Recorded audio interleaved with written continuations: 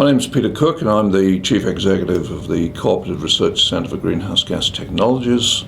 We've been working in CCS since about 1998, so we're very much leaders in this area of greenhouse gas technologies, specifically carbon capture and storage.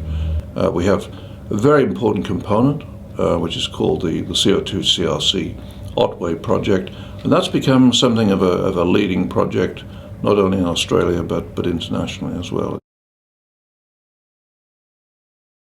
By and large, it's really been a matter of getting the right people together to talk to them, to tell them exactly what's going on, and to be very open about it. You know, we have to be realistic about what we can achieve with the community.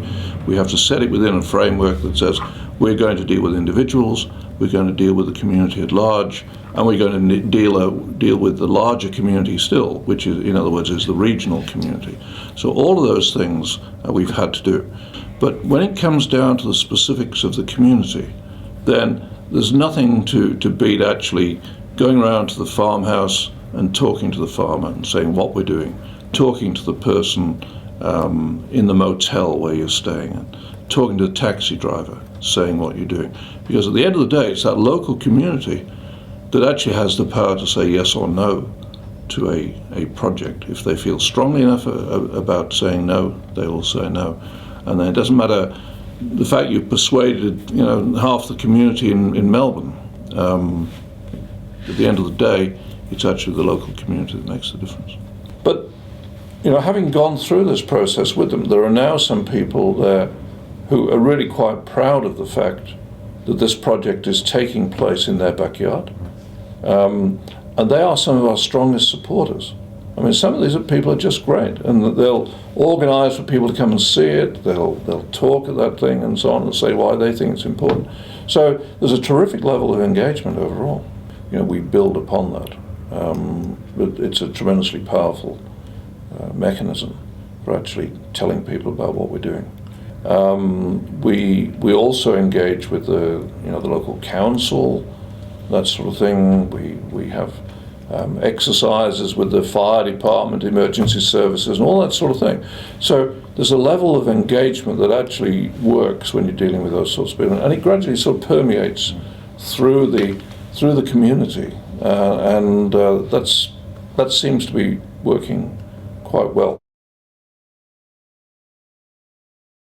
We certainly adapted earlier on to getting a local liaison officer.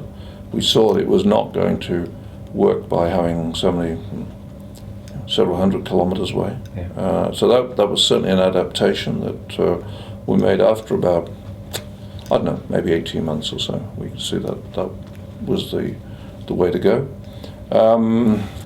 The community has become more informed, and when you do have a community meeting, they'll ask some pretty good questions. So a large number of people will come along to those community meetings.